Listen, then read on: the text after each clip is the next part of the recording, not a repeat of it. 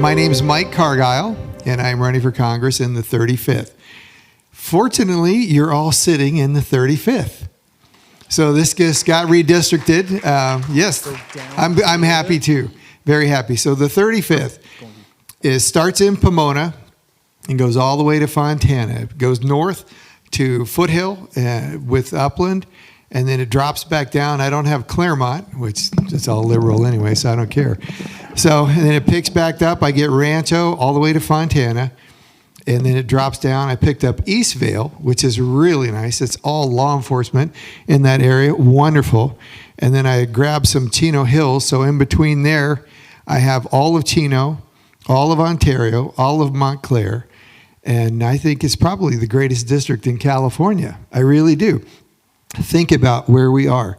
In Pomona, you've got the drag strip, one of the greatest drag strips, if not the greatest drag strip in the country, that the Fairplex. They open and close the season there. And at the other end of my district, in Fontana, I've got the Auto Club Speedway, right? NASCAR. So you got to ask yourself, what kind of people like drag racing and NASCAR, right? At the bottom of the district, I have two of the greatest gun ranges in the country, at Prado and Rahagas. So what kind of people like NASCAR, drag racing, and shooting guns?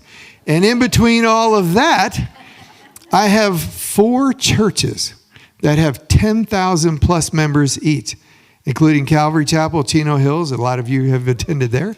So what kind of people like to go to church, shoot guns, go to NASCAR, and go to drag races? Exactly. Now, you can't convince me for a moment that they elected a baby-killing Guatemalan communist to represent this district with Norma Torres. I don't believe that for a second.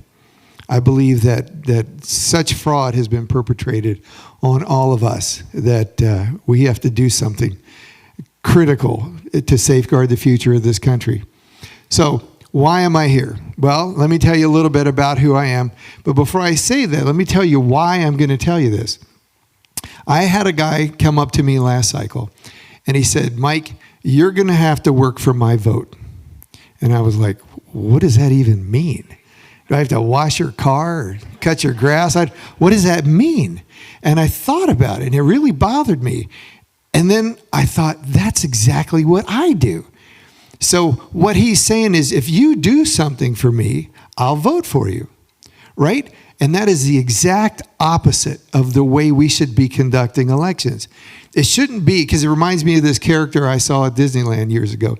He was running for mayor, and he said, I stand for anything you'll fall for, right? And that's exactly what has happened now. That's why we are in the position we are in. And I thought about that. That is wrong. That is wrong. I am not going to become something for you so that you will vote for me, right? I am who I am. And then that will be the voice that represents you in Washington, D.C. So now it's incumbent upon me to tell you who I am. So then you can decide for yourself, do Mike's values align with mine? So if they don't, then I don't want him representing me. But if they do, I want him to represent my values because he reflects my values. And I don't change. So there will be no surprises on Capitol Hill. You'll know exactly how I vote on whatever comes before me because you know the values that I possess. So who are you, Cargile? I am first pro-God, right? Not any God, the God of the Bible. The Alpha and the Omega, the beginning and the end. And this is crucial because I've had some people go, I'm an atheist, I'm in the homosexual community, I don't believe anything with God. And I go, I don't really care. I really don't. Because you're not running for office. I am. Right? And why is this important? Because our founders based some of our foundational documents on a belief in God, a specific God. And from this God flow these rights that you and I enjoy, right? Remember the thing that Joe Biden couldn't remember? We hold these truths to be self-evident that all men are created, right? Created, so you have to have a creator to be created. Created equal and are endowed with certain inalienable rights among which are life, liberty, and the pursuit of happiness. So if there's no creator, there's no rights, right? So the Bible sits above me. It's the standard I sit under. And if you remove that, it drops down to here. And now you're being legislated and you're being ruled over by Mike's opinion. And that is a dangerous thing. And that is exactly what has occurred in Washington, D.C. We have people running the show on their own opinion because they've removed any standard above them. That is why we are where we are. So I am pro-God. I am pro-family.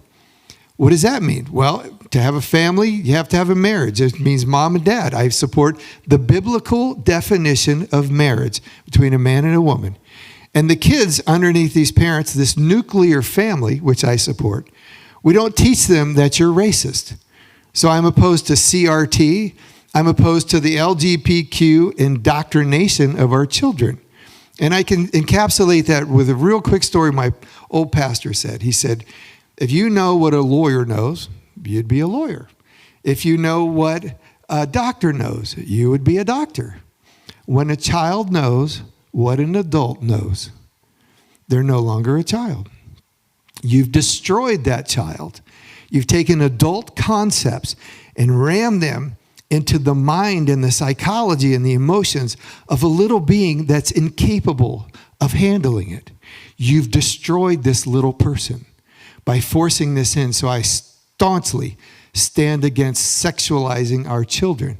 And I stand against this whole ludicrous idea of boys playing in girls' sports, or boys competing against girls, boys being allowed in girls' locker rooms or bathrooms. It is wrong. This is a great evil that's being perpetrated right now in this country. So that's my support of the family. Then I stand for life. I am pro-life. What does that mean? That's from the womb to the tomb. The moment of conception to the last moment your heart beats and they put you in the ground. And this is very important because as it were, my opponent, Norma Torres, used to be a 911 dispatch operator. And their measurement of whether the person on the other end of the phone is alive or not is a pulse, a heartbeat, right? So you determine if a person's alive or dead based on their heartbeat, right? So if there's no heartbeat, there's dead. So if we're going to use this measurement for the end of your life, why don't we use the same measurement for the beginning of your life, right? This first heartbeat. But I think we can do even better than that because our Constitution applies to the people of the United States. The people enjoy the right to life, liberty, and the pursuit of happiness, or life, liberty, and property. The people of the people. So when did you become a people? Right? When did you become a person? Was it when you were a teenager? Was it when you were a toddler? When you were an infant? When you were in the womb? Were you still a person? The idea of personhood is the most important idea we could have because that is when we determine you sit under the safeguards of the Constitution of the United States legally. And I think we cannot make a mistake here. We have to go with the safest measurement possible, and that's the moment of conception. Then you're a person, and now you enjoy the protections of the United States and all that it has to bear. So I'm pro-God, pro-family, pro-life, pro-jobs. What does that mean? Well, I, unlike my opponent, I want to get rid of taxes. I want to cut taxes, cut regulations, but so does every other Republican out there. I want to create jobs that allow that husband and the wife to decide whether one of them can stay home and watch the kids. I want to have meaningful jobs, not warehouse jobs. We're being surrounded in this area by warehouse. And that's a family killer. So I like to think of myself as the family man, or to all my Latino Hispanic friends, el hombre de familia. So everything's got to be oriented around the family, the jobs that will allow that family to raise their kids in an environment that is supportive and nurturing to those kids. And I am pro-law enforcement, pro-police. I don't have to really belabor this one. We've seen what's happened when you defund the police. There's anarchy. And this goes back to a biblical understanding of things. The Bible says that lawlessness is sin. So anything we do to further lawlessness is sinful. It's wrong. So we need our police to be the best trained they can be. We need to compensate them with the best packages or retirement packages and injury packages.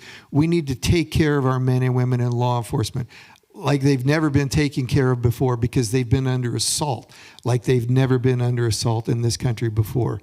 It's a crime what's being done for them, or what's being done to them. So I stand completely against those who want to defund the police or remove, like my opponent, Norma Torres. She was a sponsor of the George Floyd and policing bill, where they want to remove qualified immunity for law enforcement officers, which means if you get into a scuffle, the guy gets injured, he can go after your home, your car, whatever it is. So, and then the last part of this is, and this kind of wraps it all up, everything is about America first. When it comes to our policy, our international policy, our domestic policy, always, always America first. Pro-God, pro-family, pro-life, pro-jobs, pro-police, and always America first. Remember, smile. It's Cargile. God bless you all.